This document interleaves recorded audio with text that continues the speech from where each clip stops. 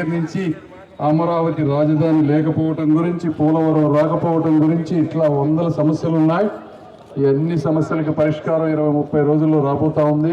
అంటే ఈ రోడ్లు ఎవరేసారంటే తెలుగుదేశం పార్టీ వేసింది.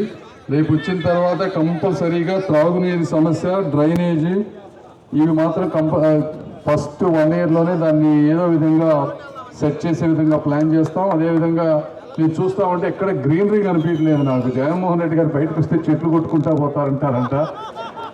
అసలు ఆయనకి చెట్లు కొట్టేయటం అనేది, ఒక చెట్టు పెంచాలంటే ఆ విలువ తెలిసిన వాడు, ఈ భూమి మీద ఉన్న వ్యక్తి, ఒక జ్ఞానం ఉన్నవాడు ఎప్పుడు కూడా చెట్టును కొట్టడు. అలాంటిది మన అదృష్టం, మనకు ఆ ముఖ్యమంత్రి గారు దొరికారు, చెట్లు కొట్టే ముఖ్యమంత్రి. ప్రపంచంలో చెట్లు నాటించిన వ్యక్తులు ఎవరంటే అశోకుడి దగ్గర నుంచి కొన్ని వందల మంది చెప్తారు, కానీ చెట్లు నరికించిన వ్యక్తి ఏకైక నాయకుడు ఈ మొత్తం వరల్డ్ వైడ్ చూసుకుంటే ఒక జగన్మోహన్ రెడ్డి గారు తప్పించి, గూగుల్లో ఎక్కడైనా కొట్టండి చెట్లు నరికించిన నాయకుల పేర్లు, ఆయన తప్పించి ఎవరు కలిపారు. బట్ ఏమైనా మనందరం కలిసి తప్పనిసరిగా హరిత విప్లవం తీసుకొద్దాం. చుట్టుపక్కల ప్రాంతంలో అమెరికాలో ఉన్నట్టు ఉండే విధంగా వచ్చే 5 నుంచి 10 సంవత్సరాల్లో ఈ ప్రాంతాన్ని అభివృద్ధి చేసుకుందాం.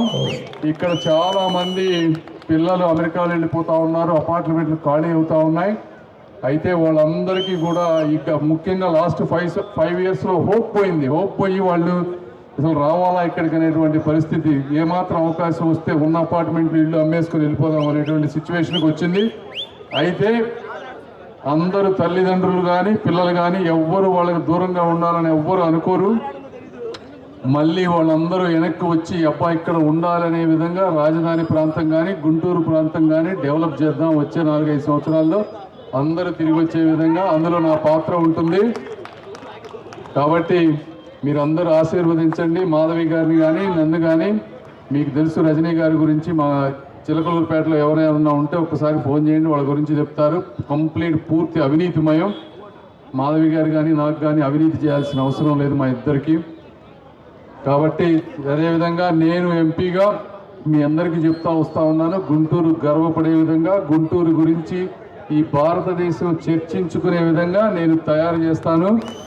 అది ఆల్రెడీ నిన్నటి నుంచే స్టార్ట్ అయింది. ఎప్పుడైతే ఎప్పుడు వేసానో ఇవాళంతా నేషనల్ మీడియా అంతా మన గురించే మాట్లాడుకుంటూ ఉన్నారు, గుంటూరు గురించి.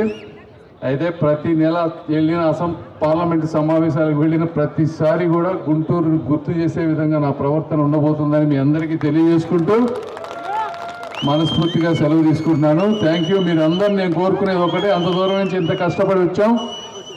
మే 13వ తారీఖు మీరు ఎంత ఎండలున్నా, ఎన్ని ఇబ్బందులున్నా ఓటింగ్కి వెళ్ళి ఒక్క 3-4 గంటలు మా కోసం కష్టపడండి. మిగిలిన 5 సంవత్సరాలు మీకోసం మేము నిరంతరం కష్టపడతాం. Thank you. TDP, BJP, Janasena మిత్రపక్షాల కూటమి తరపున గుంటూరు పార్లమెంట్ సీటుకు పోటీ చేస్తున్న పెమ్మసాని చంద్రశేఖర్ గారికే ఓటు వేద్దాం.